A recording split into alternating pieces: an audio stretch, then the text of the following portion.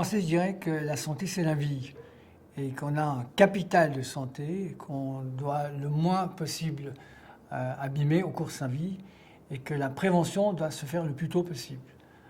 Par exemple, le baromètre de Malakoff-Médéric a montré que dans les entreprises, environ 25% des employés ont des troubles du sommeil et qu'un tiers ont un surpoids et que 40 à 50% souffrent de stress et d'anxiété. Je pense qu'on doit faire beaucoup mieux dans la prévention.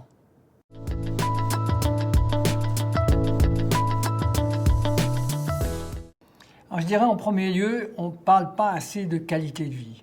Ce qui est important pour un employé, c'est sa qualité de vie. Quand la qualité de vie est bonne, il y a la productivité qui va être meilleure et surtout une diminution de l'absentéisme, qui sont deux clés majeures dans l'entreprise.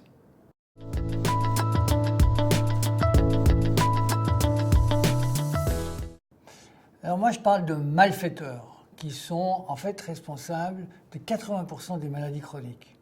Alors dans ces malfaiteurs, on commence par une mauvaise alimentation. On a un deuxième malfaiteur qui est l'activité physique, on ne bouge plus aujourd'hui. Et puis après, il y a l'alcool et la cigarette qui sont deux dépendances qui sont terribles sur le plan santé. Et on finit par deux oubliés habituels qui sont le stress, notamment le stress au travail, et puis le sommeil. Alors, en faisant des petits changements, on arrive à avoir des effets considérables.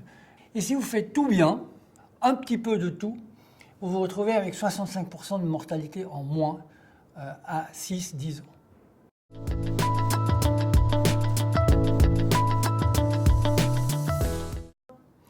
Tout d'abord, il faut que le chef d'entreprise réalise qu'il a un rôle capital dans la santé de ses employés par sa culture d'entreprise.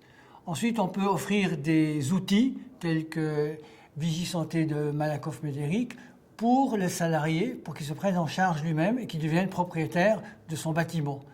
C'est vrai que le capital santé du salarié va améliorer le capital de l'entreprise.